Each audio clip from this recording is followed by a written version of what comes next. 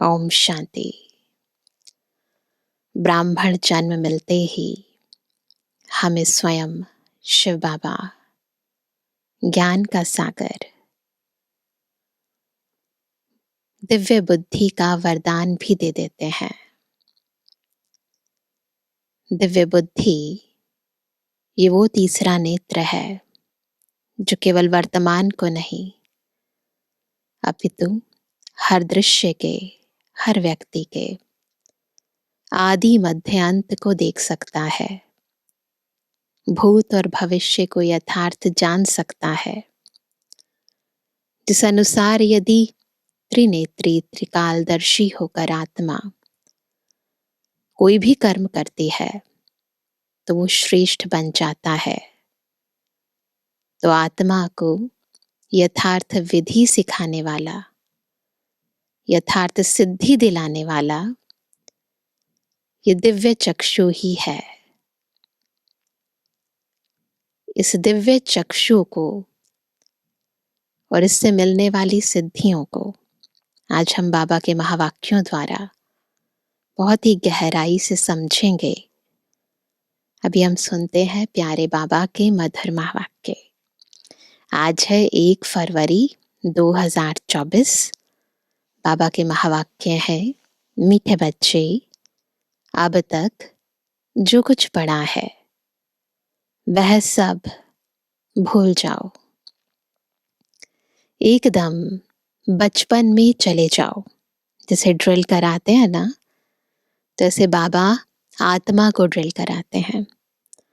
बिल्कुल बचपन में चले जाओ जब हमें कोई भी ज्ञान नहीं था। तब इस रूहानी पढ़ाई में पास हो सकेंगे। एकदम बुद्धि क्लीन हो जाए, क्लियर हो जाए। प्रश्न है, जिन बच्चों को दिव्य बुद्धि मिली है उनकी निशानी क्या होगी? मिली तो सबको है, क्योंकि ब्राह्मण जन्म मिलते ही बाबा हमें ये दिव्य बुद्धि दे देते हैं। परंतु मिली है, उसकी निशानी क्या है? चेक करेंगे सभी अपने भीतर गहराई से। उत्तर है, वे बच्चे इस पुरानी दुनिया को इन आंखों से देखते हुए भी नहीं देखेंगे। उनकी बुद्धि में सदा रहता है कि यह पुरानी दुनिया खत्म हुई कि हुई। यह शरीर भी पुराना तमो प्रधान है, तो आत्मा भी तमो प्रधान है। इनसे क्या प्रीत करें ना, ये बुद्धि में रहे। दुनिया भी पुरानी है, देह भी पुरानी है, तो इससे प्रीत रखने से कोई फायदा नहीं है। क्योंकि आत्मा वो भविष्य को भी देख सकती है, आने वाले समय में क्या होने वाला है उसको समझते हुए अपने वर्तमान पुरुषार्थ को श्रेष्ठ बना सकती है। तो इनसे क्या प्रीत करें? ऐसे दिव्य बुद्धि वाले बच्चों से ही बाप की भी दिल लगती है। ऐसे बच्चे ही बाप की याद में निरंतर रह सकते हैं, सेवा में भी आगे जा सकते हैं। ओम शांति। मीठे मीठे रूहानी बच्चों को रूहानी बाप समझाते हैं। जैसे हद के सन्यासी हैं, वह घर बार छोड़ देते हैं क्योंकि वह समझते हैं हम ब्रह्म में लीन हो जाएंगे। इसलिए दुनिया से आसक्ति छोड़नी चाहिए, क्योंकि कहाँ जाना है? ब्रह्म में जाना है। पता नहीं है ब्रह्म तत्व है कहाँ, परंतु इतना पता है कि इस दुनिया को छोड़ना है, इसलिए वो स्थूल रूप में छोड़ देते हैं। अभ्यास भी ऐसे करते होंगे, जाकर एकांत में रहते हैं। वह है हठ योगी, तत्वज्ञानी। समझते हैं ब्रह्म में लीन हो जाएंगे, क्योंकि ब्रह्म तो महतत्व है ना। इसलिए ममत्व मिटाने के लिए घर बार को छोड़ देते हैं, वैराग्य आ जाता है। परंतु फट से ममत्व नहीं मिटता। जब सन्यासी घर बार छोड़ते हैं तो ऐसा नहीं कि तुरंत ही ममत्व मिट जाता है। स्त्री, बच्चे आदि याद आते रहते हैं। यहाँ तो तुमको यहाँ क्या करना है, छोड़ना है कुछ। ज्ञान की बुद्धि से सब कुछ भुलाना होता है ना। ज्ञान की बुद्धि से सब कुछ भुलाना होता है। कोई भी चीज जल्दी नहीं भूलती। अभी तुम यह बेहद का सन्यास करते हो, वह हद का सन्यास। छोड़ना यहाँ है भूलना। याद तो सब सन्यासियों को भी रहती है, परंतु बुद्धि से समझते हैं हमको ब्रह्म में लीन होना है। इसलिए हमको देह भान नहीं रखना है। वह है हठ योग मार्ग। समझते हैं हम यह शरीर छोड़ ब्रह्म में लीन हो जाएंगे। उनको यह पता ही नहीं कि हम शांति धाम में कैसे जा सकते। तुम अब जानते हो। हमको अपने घर जाना है। वो प्रयास करते हैं ब्रह्म में लीन होने का, परंतु हम यथार्थ जानते हैं कि हम अपने घर में कैसे जा सकते हैं। जैसे विलायत से आते हैं तो समझते हैं हमको बॉम्बे जाना है। कैसे? वाया ना, टारगेट है बॉम्बे जाने का, परंतु वाया। अभी तुम बच्चों को भी पक्का निश्चय है। बहुत कहते हैं इनकी पवित्रता अच्छी है, ज्ञान अच्छा है, संस्था अच्छी है, माताएं मेहनत अच्छी करती हैं, क्योंकि अथक हो समझाती हैं, अपना तन मन धन लगाती हैं, इसलिए अच्छी लगती है। बाह्य चीज देखते हैं ना तो कहते हैं बहुत अच्छा है, परंतु हम भी ऐसा अभ्यास करें। संस्था तो अच्छी है, माताएं भी अच्छी हैं, परंतु हम भी ऐसा अभ्यास करें, यह ख्याल भी नहीं आएगा। कोई विरला निकलता है। वह तो बाप भी कहते हैं कोटों में कोई, अर्थात जो तुम्हारे पास आते हैं उनमें से कोई निकलता है। बाकी यह पुरानी दुनिया खत्म होने वाली है। तुम जानते हो अब बाप आया हुआ है। साक्षात्कार हो ना हो, जरूरी नहीं है हर एक को साक्षात्कार हो। तो साक्षात्कार हो या ना हो, विवेक कहता है क्या? बेहद का बाप आए हैं। आत्मा अपने पिता को तुरंत पहचान लेती है, अनुभूति हो जाती है, अनुभव हो जाता है। यह भी तुम जानते हो बाप एक है। वही पारलौकिक बाप ज्ञान का सागर है। लौकिक को कभी ज्ञान का सागर नहीं कहेंगे ना। भले टीचर हो, हेडमास्टर हो, प्रिंसिपल भी हो, परंतु ज्ञान का सागर वो तो नहीं हो सकता।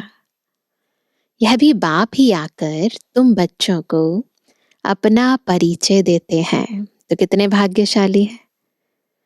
केवल बाबा हम बच्चों को अपना परिचय देते हैं। तुम जानते हो अब पुरानी दुनिया खत्म होने वाली है। हमने 84 जन्मों का चक्र पूरा किया। अभी हम पुरुषार्थ करते हैं। चक्र पूरा किया, अब हम क्या पुरुषार्थ करेंगे? वापस सुख धाम जाने का, वाया शांति धाम। शांति धाम तो जरूर जाना है, डायरेक्टली नहीं जा सकते, तो वाया शांति धाम, वहां से फिर यहाँ वापस आना है। मनुष्य तो इन बातों में मूंझे हुए हैं, कंफ्यूज्ड हैं। कोई मरता है, कंफ्यूजन कैसे है? कोई मरता है तो समझते हैं वैकुंठ गया, स्वर्गवासी हो गया। पता ही नहीं है स्वर्ग कहाँ है, कब आता है। परंतु वैकुंठ है कहाँ, कहाँ है? यह वैकुंठ का नाम तो भारतवासी ही जानते हैं, और धर्म वाले जानते ही नहीं। क्यों? वैकुंठ भारत में होकर गया है ना। पहले वैकुंठ था, फिर अभी नर्क हो गया है। तो बाबा कहते हैं सिर्फ नाम सुना है, चित्र देखे हैं, देवताओं के मंदिर आदि बहुत देखे हैं। जैसे यह दिलवाड़ा मंदिर है, लाखों करोड़ों रुपया खर्चा करके बनाया है, बनाते ही रहते हैं। देवी देवताओं को वैष्णव कहेंगे, वे विष्णु की वंशावली हैं। वो तो है ही पवित्र। सतयुग को कहा जाता है पावन दुनिया। सतयुग पूरी की पूरी दुनिया पावन है। यह है पतित दुनिया। सतयुग के वैभव आदि यहाँ होते नहीं।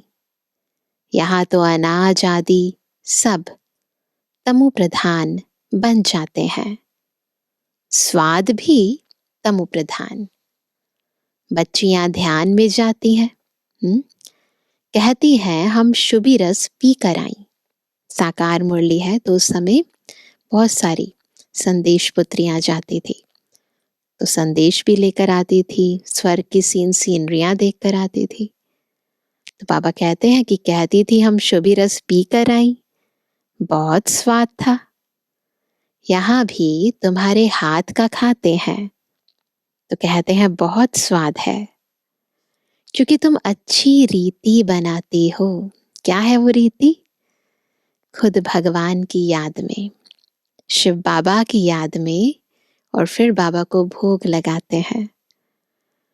सब दिल भर के खाते हैं। ऐसे नहीं तुम योग में रहकर बनाते हो तब स्वादिष्ट होता है, नहीं, यह भी प्रैक्टिस होती है। योग का बल और स्वाद अलग बात है, परंतु बनाने की विधि भी आनी चाहिए और उसकी प्रैक्टिस भी चाहिए। कोई बहुत अच्छा भोजन बनाते हैं, वहां तो कहा स्वर्ग में तो हर चीज सतो प्रधान होती है, इसलिए बहुत ताकत रहती है। तमो प्रधान होने से ताकत कम हो जाती है, फिर उनसे बीमारियां, दुख आदि भी होता रहता है। नाम ही है दुख धाम। अभी तो और ज्यादा बढ़ गया है, क्योंकि प्लांट्स के ऊपर, वेजिटेबल्स पे, फलों पर कितनी तरह के पेस्टिसाइड्स छिड़कते रहते हैं। फिर क्या होता है, उनकी जो क्वालिटी है, स्वाद है, उनके अंदर जो शक्ति मिलनी चाहिए वो नहीं मिल पाती। तो बाबा कहते हैं कि अब तो फिर उनसे और ही बीमारियां, दुख आदि भी होता रहता है। नाम ही है दुख धाम। सुख धाम में दुख की बात ही नहीं, होने की तो बात छोड़ो, परंतु दुख की बात ही नहीं। हम इतने सुख में जाते हैं जिसको स्वर्ग का सुख कहा जाता है। सिर्फ क्या करना है?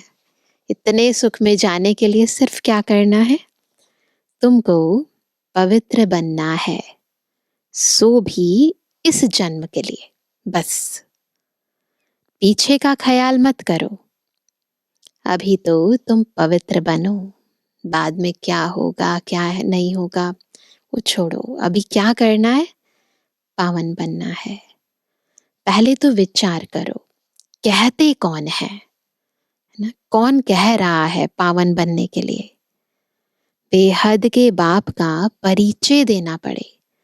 धारणाओं पर तब चल पाते हैं जब ये पता हो कि ये धारणा बताने वाला कौन है। बेहद के बाप से सुख का वर्षा मिलता है। लौकिक बाप भी पारलौकिक बाप को याद करते हैं। बुद्धि ऊपर चली जाती है। जब भी पारलौकिक बाप को याद करते हैं तो बुद्धि ऊपर चली जाती है। अपने आप ही, कोई सिखाता नहीं है, परंतु अपने आप ही बुद्धि, कहते हैं ऊपर वाला जाने। तुम बच्चे जो निश्चय बुद्धि पक्के हो, उन्हों के अंदर रहेगा कि इस दुनिया में हम बाकी थोड़े दिन हैं जिनको निश्चय है।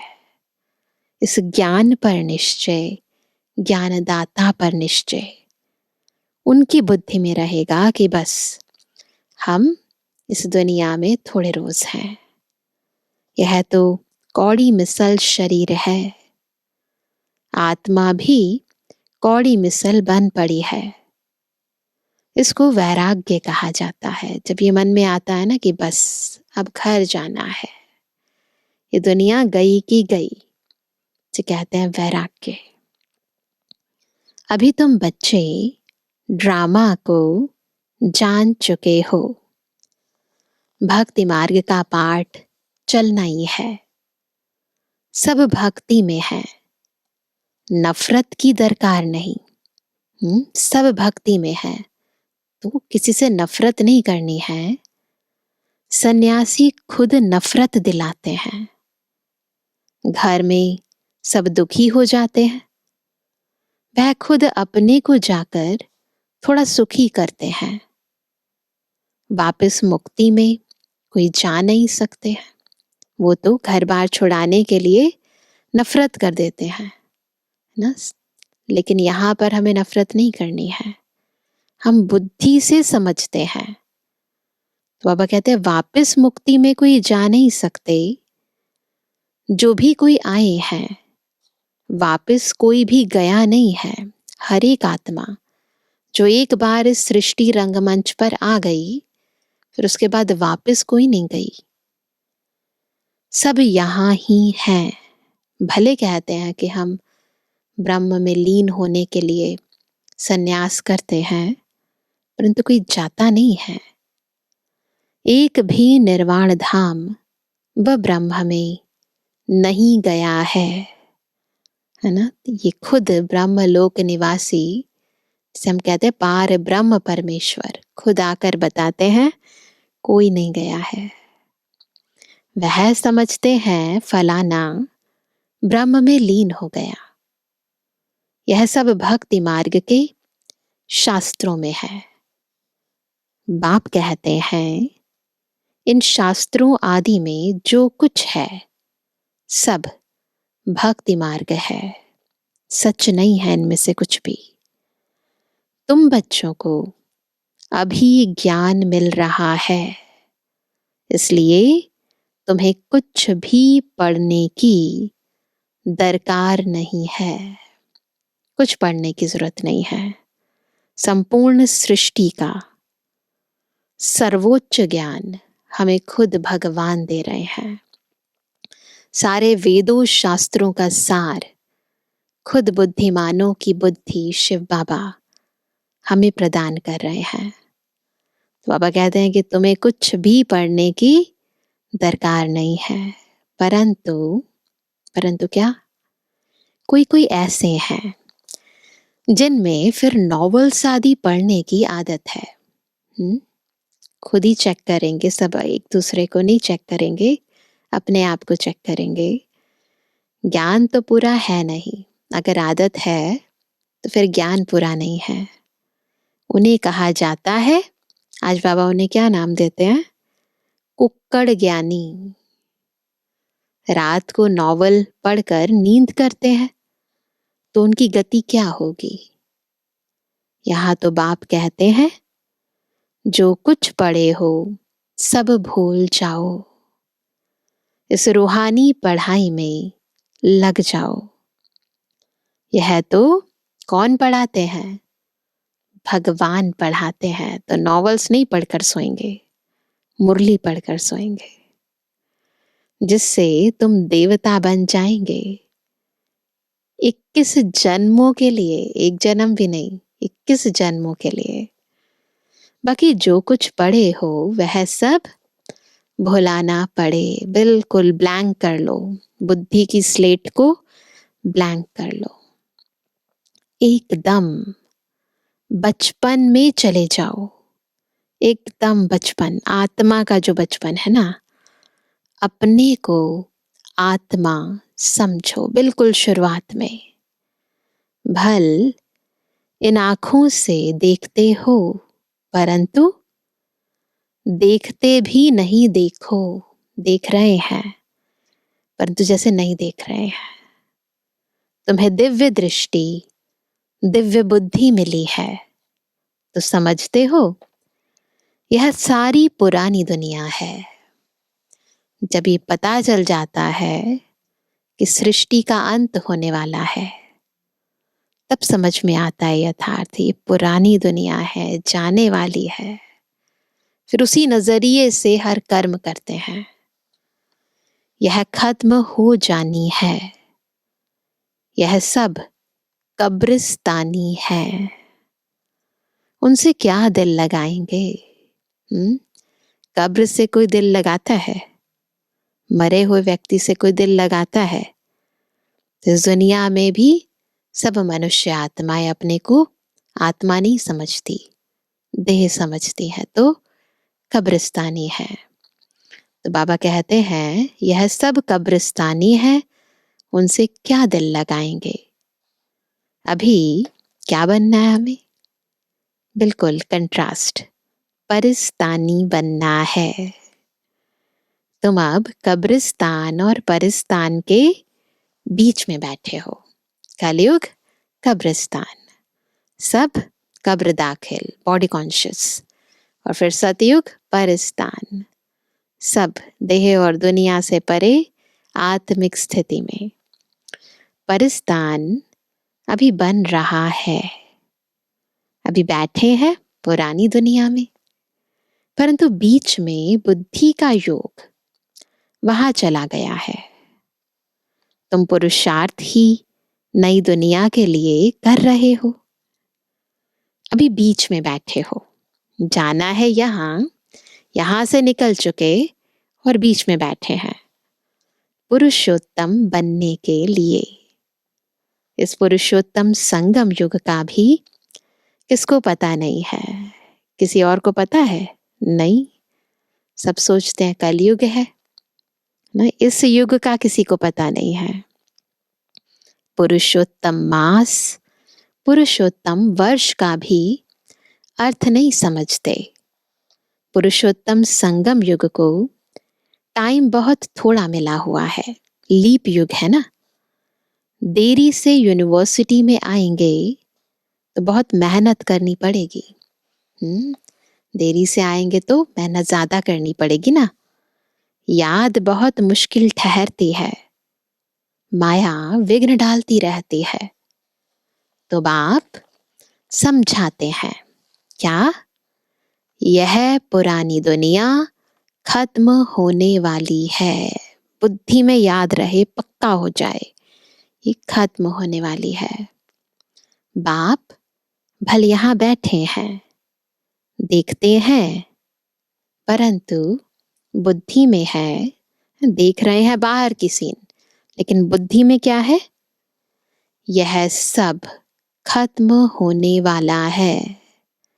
देख रहे हैं, परंतु क्योंकि त्रिकालदर्शी हैं तो पता है जो कुछ भी हम इन नेत्रों से देख रहे हैं, इन आंखों से देख रहे हैं, ये सब खत्म होने वाला है। कुछ भी रहेगा नहीं, यह तो पुरानी दुनिया है। इनसे वैराग्य हो जाता है। शरीरधारी भी सब पुराने हैं। शरीर पुराना तमो प्रधान है, तो आत्मा भी तमो प्रधान है। ऐसी चीज को हम देखकर क्या करें? जो चीज तमो प्रधान है, पुरानी है, उसको देखकर क्या करेंगे? यह तो कुछ भी रहना नहीं है। देखो बाबा कैसे हमें यथार्थ ज्ञान देकर वैराग्य दिलाते हैं। उनसे प्रीत नहीं। बच्चों में भी बाप की दिल उनसे लगती है जो बाप को अच्छी रीति याद करते हैं। तो याद करते हैं अच्छी रीति और सर्विस करते हैं। बाकी बच्चे तो सब हैं। कितने ढेर बच्चे हैं, सब तो कभी देखेंगे भी नहीं। प्रजापिता ब्रह्मा को तो जानते ही नहीं है।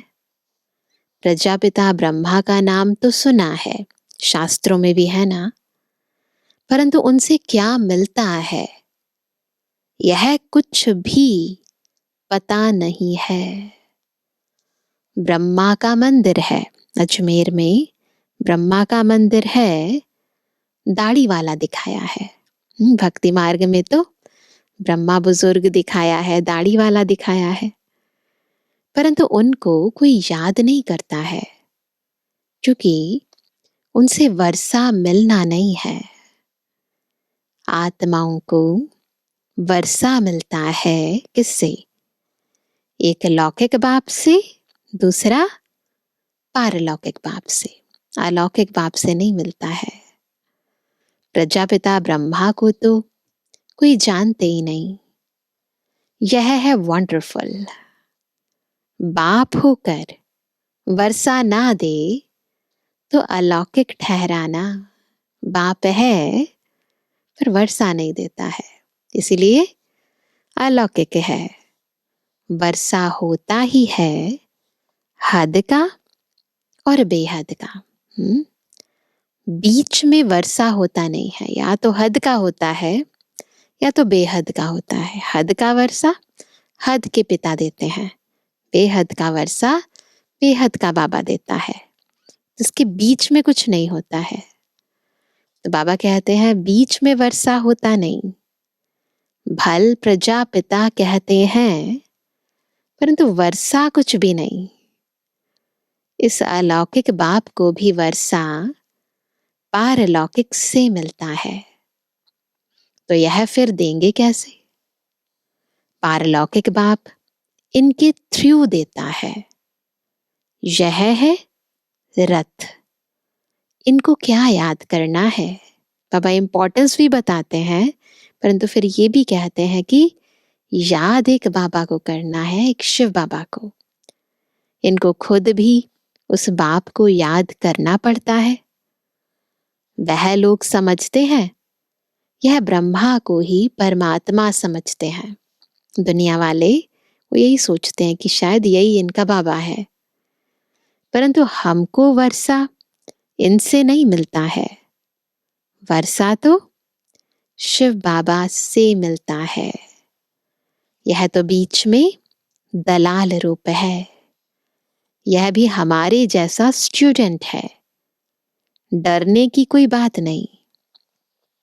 बाप कहते हैं इस समय सारी दुनिया तमो प्रधान है। तुमको योग बल से सतो प्रधान बनना है। सारी दुनिया तमो प्रधान है, सतो प्रधान बनना है। ऐसी दुनिया में तो कौन सा बल चाहिए? योग का बल। लौकिक बाप से हद का वर्षा मिलता है। तुमको अब बुद्धि लगानी है बेहद में, हदों से पार। बेहद बाबा से बेहद में बुद्धि लगानी है। बाप कहते हैं सिवाय बाप से और किससे भी कुछ मिलना नहीं है। बाबा के सिवाय किसी से भी कुछ नहीं मिलना। फिर भल देवताएं क्यों ना हो। इस समय तो सब तमो प्रधान है। प्रत्येक मनुष्य आत्मा तम प्रधान है। लौकिक बाप से वर्षा तो मिलता ही है। बाकी इन लक्ष्मी नारायण से तुम क्या चाहते हो? वह लोग तो समझते हैं यह अमर है। भक्ति में तो ऐसे ही समझते हैं ना, देवताएं सारे अमर है, कभी मरते नहीं है। तमो प्रधान बनते नहीं हैं। वो तो सोचते हैं ये ऐसे ही रहते हैं सदा। लेकिन तुम जानते हो जो सतो प्रधान थे वही तमो प्रधान में आते हैं। ये राज केवल हम जानते हैं। श्री कृष्ण को लक्ष्मी नारायण से भी ऊंच समझते हैं। क्यों? क्यों समझते हैं? क्योंकि वे फिर भी शादी किए हुए हैं। श्री कृष्ण तो जन्म से ही पवित्र है, इसलिए श्री कृष्ण की बहुत महिमा है। बच्चा है ना, बहुत ही सतप्रधान होता है। झूला भी श्री कृष्ण को झुलाते हैं। जयंती भी श्री कृष्ण की मनाते हैं। लक्ष्मी नारायण की क्यों नहीं मनाते हैं ना? जयंती बच्चे की मनाते हैं ना, बर्थडे। तो पापा कहते हैं कि लक्ष्मी नारायण की क्यों नहीं मनाते? ज्ञान न होने के कारण श्री कृष्ण को द्वापर में ले गए हैं। भक्ति में तो यही कहते हैं ना कि श्री कृष्ण द्वापर युग में आए। कहते हैं गीता ज्ञान द्वापर युग में दिया है। कितना कठिन है किसको समझाना। अब वो ज्ञान जो परंपरा से चला आ रहा है ना, इतने समय से सुनते आ रहे हैं, फिर अचानक से कोई कहे कि श्री कृष्ण द्वापर युग में नहीं आए, तो फिर समझाना बहुत कठिन हो जाता है। कह देते हैं ज्ञान तो परंपरा से चला आ रहा है, परंतु परंपरा भी कब से, कभी तो शुरू होती है ना कोई चीज। यह कोई नहीं जानते। पूजा कब से शुरू हुई यह भी नहीं जानते हैं। इसलिए कह देते रचता और सृष्टि के आदि मध्य अंत को नहीं जानते हैं। कह देते हैं नेति नेति, हम नहीं जानते हैं। कल्प की आयु लाखों वर्ष कहने से परंपरा कह देते हैं। तिथि तारीख कुछ भी नहीं जानते। लक्ष्मी नारायण का भी जन्मदिन नहीं मनाते।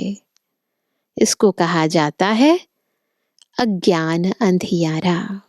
बिल्कुल अज्ञानवश है, कुछ भी एग्जैक्ट नहीं जानते और पूजा करते रहते हैं, आराधना करते हैं, व्रत आदि करते हैं, परंतु यथार्थ किसी को कुछ नहीं पता, बस भावना पूर्वक भक्ति करते हैं।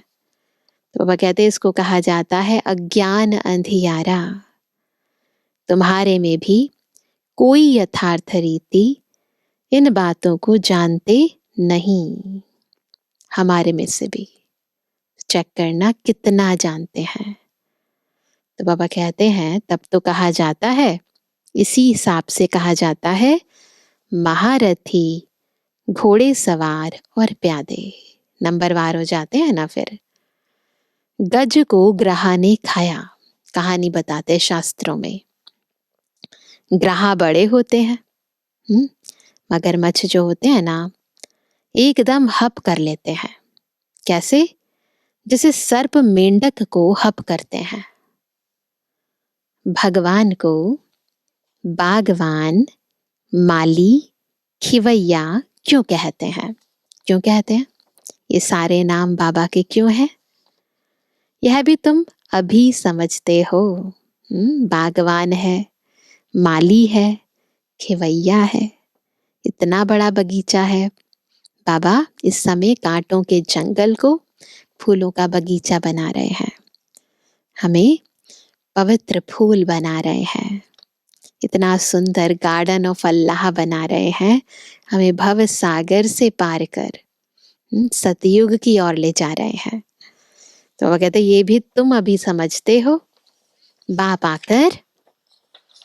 आकर विषय सागर से पार ले जाते हैं। किस और? क्षीर सागर में ले जाते हैं। ऐसा खिवैया है। तब तो कहते हैं नैया मेरी पार लगा दो। तुमको भी अभी पता पड़ा है कि हम कैसे पार जा रहे हैं। पहले तो हमें भी पता नहीं था। बाबा हमको क्षीर सागर में ले जाते हैं। वहां दुख दर्द की बात नहीं। तुम सुनकर औरों को भी कहते हो कि नैया को पार करने वाला खिवैया कहते हैं। हे बच्चे, तुम सब अपने को आत्मा समझो। तुम पहले क्षीर सागर में थे, सतयुग में थे, क्षीर सागर में थे। अब विषय सागर में आ पहुंचे हो। पहले तुम देवता थे। स्वर्ग है वंडर ऑफ वर्ल्ड। सारी दुनिया में रूहानी वंडर है स्वर्ग। नाम सुनकर ही क्या होता है? स्वर्ग नाम सुनकर ही खुशी होती है। हेवन में तुम रहते हो। यहां 7 वंडर्स दिखाते हैं। ताजमहल को भी वंडर कहते हैं। परंतु उसमें रहने का थोड़ी ही है, रहते थोड़ी ना है। स्वर्ग में तो रहते हैं ना, वंडर में रहते हैं। तुम तो वंडर ऑफ वर्ल्ड का मालिक बनते हो। इससे बढ़कर कोई बात है? तुम्हारे रहने के लिए बाप ने कितना वंडरफुल वैकुंठ बनाया है। 21 जन्मों के लिए पद्मा पदम पति बनते हो। कितनी खुशी की बात है ना? नशा आना चाहिए ना, खुशी होनी चाहिए। तो तुम बच्चों को कितनी खुशी होनी चाहिए। थोड़ी सी कोई चीज मिलती है तो खुश हो जाते हैं, और बाबा तो वंडर ऑफ वर्ल्ड का मालिक बना रहे हैं। हम उस पार जा रहे हैं। अनेक बार तुम बच्चे स्वर्ग में गए होंगे। यह चक्र तुम लगाते ही रहते हो। जाते हैं फिर आते हैं। पुरुषार्थ ऐसा करना चाहिए जो नई दुनिया में हम पहले पहले आए। बाबा के बन गए केवल इतना काफी नहीं है। ऐसा पुरुषार्थ करें कि हम पहले पहले आए। पुराने मकान में जाने की दिल थोड़ी होती है। बाबा जोर देते हैं, पुरुषार्थ कर नई दुनिया में जाओ। बाबा बहुत जोर से बच्चों को कहते हैं। बाबा को देखो कितना उमंग आता है। बाबा हमें वंडर ऑफ वर्ल्ड का मालिक बनाते हैं। तो ऐसे बाप को हम क्यों नहीं याद करेंगे? करेंगे ना, दिल से करेंगे, निरंतर करेंगे। बहुत मेहनत करनी है। इसको देखते भी नहीं देखो, ये है मेहनत। जो देख रहे हैं वो ना देखें, और जो नहीं दिख रहा बस वही नजर आए। बाप कहते हैं, भल मैं देखता हूं, परंतु मेरे में ज्ञान है। मैं थोड़े रोज का मुसाफिर हूं। वैसे तुम भी यहां पाठ बजाने आए हो, इसलिए इससे ममत्व निकाल दो। अच्छा मीठे मीठे सीखे बेजोड़वानी बच्चों पे जुड़वानी बाप दादा का दिल जान सको प्रेम से नंबरवार पुरुषार्थ अनुसार याद कर।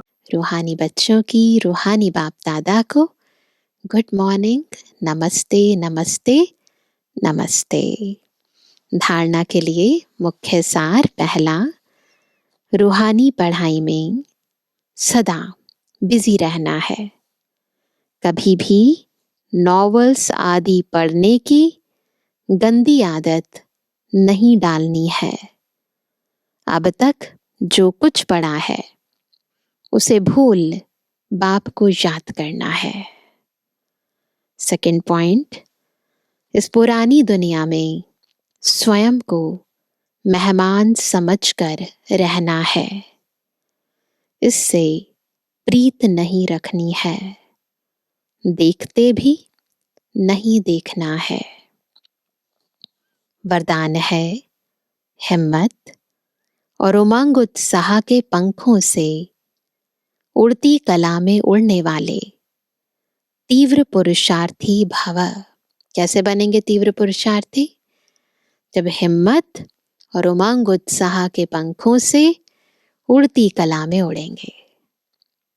उड़ती कला के 2 पंख हैं। कौन से हैं? हिम्मत और उमंग उत्साह। किसी भी कार्य में सफलता प्राप्त करने के लिए हिम्मत और उमंग उत्साह बहुत जरूरी है। जहां उमंग उत्साह नहीं होता, वहां थकावट होती है, और थका हुआ कभी सफल नहीं होता। वर्तमान समय के अनुसार उड़ती कला के सिवाय मंजिल पर पहुंच नहीं सकते। अगर उड़ती कला नहीं है तो मंजिल पर नहीं पहुंच पाओगे ना। चलती कला, चढ़ती कला, उससे कुछ नहीं होगा। अभी उड़ती कला, क्योंकि पुरुषार्थ एक जन्म का और प्राप्ति 21 जन्म के लिए ही नहीं, सारे कल्प की है। एक जन्म में हम सारे कल्प के लिए प्रारब्ध तैयार करते हैं, तो कितना पुरुषार्थ करना चाहिए। तो जब समय की पहचान स्मृति में रहती है, पता चले ये कौन सा टाइम चल रहा है, अब नहीं तो कभी नहीं। तो जब समय की पहचान स्मृति में रहती है तो पुरुषार्थ स्वतः तीव्र गति का हो जाता है। बस याद रहे कौन सा टाइम चल रहा है। स्लोगन है, सर्व की मनोकामनाएं पूर्ण करने वाले ही कामधेनु हैं। सर्व की मनोकामनाएं पूर्ण करने वाले ही कामधेनु हैं। कितना बढ़िया टाइटल है। तो आज सभी विशेष क्या पुरुषार्थ करेंगे? मैं इस दुनिया में मेहमान हूं। जो कुछ इन आंखों से देख रहे हैं, ये सब खत्म होने वाला है। इन्हें देखते भी नहीं देखना है। सारी बुद्धि बस नई दुनिया की ओर। हम जा रहे हैं सुख धाम वाया शांति धाम। तो ये अभ्यास बार बार करना है। अच्छा, ओम शांति।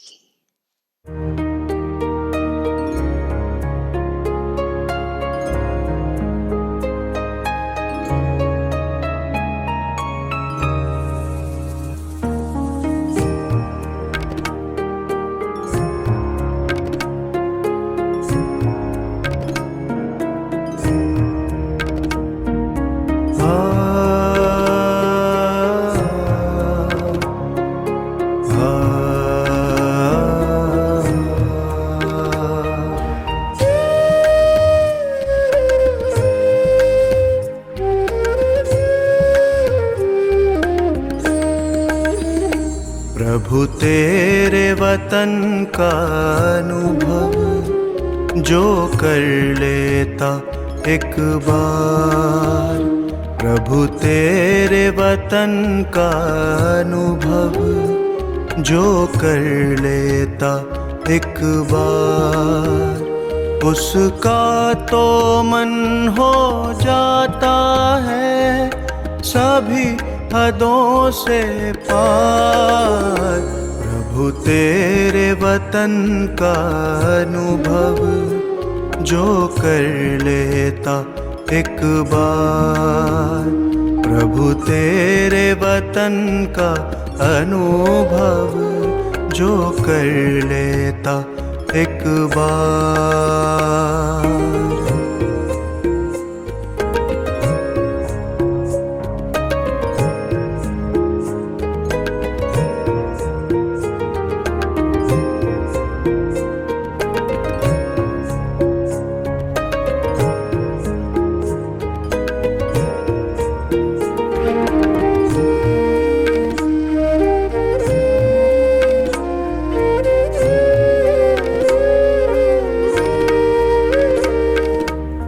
बिखर रहा प्रकाश यहाँ दिव्य लाल सुनहरा,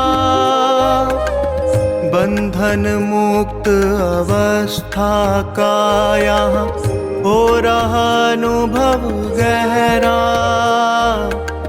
बिखर रहा प्रकाश यहाँ, दिव्य लाल सुनहरा,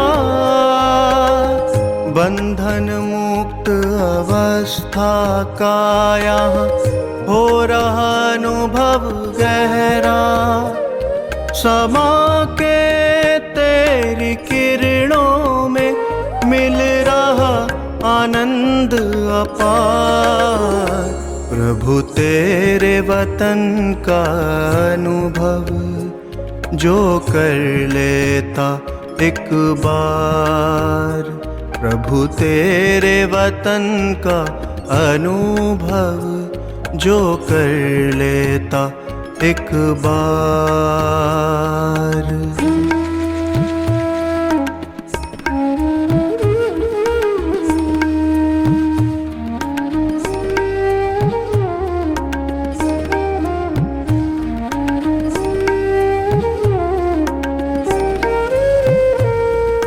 है कितनी मनमोहक यहाँ तुमसे मिलन की बेला। अतीन्द्रिय सुख का सागर ये तेरा परलोक सुहेला। है कितनी मनमोहक यहाँ तुमसे मिलन की बेला। अतीन्द्रिय सुख का सागर ये तेरा परलोक सुहेला। संपूर्ण स्वरूप की अनुभूति का ये अद्भुत संसार। प्रभु तेरे वतन का अनुभव जो कर लेता एक बार। प्रभु तेरे वतन का अनुभव जो कर लेता एक बार।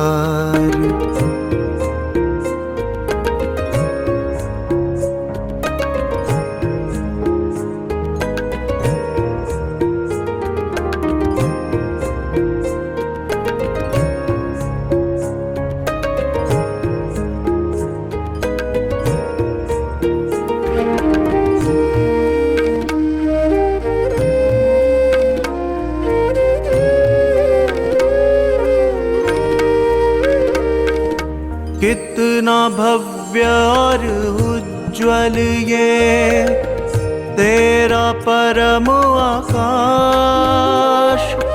इसी लोक में करती रूहें सर्वोत्तम एहसास। कितना भव्य और उज्ज्वल ये तेरा परम आकाश। इसी लोक में करती रूहें सर्वोत्तम एहसास। मन की आँखें करती रहती बस इसका दीदार। प्रभु तेरे वतन का अनुभव जो कर लेता एक बार। प्रभु तेरे वतन का अनुभव जो कर लेता एक बार। प्रभु तेरे वतन का अनुभव जो कर लेता एक बार। प्रभु तेरे वतन का अनुभव जो कर लेता एक बार।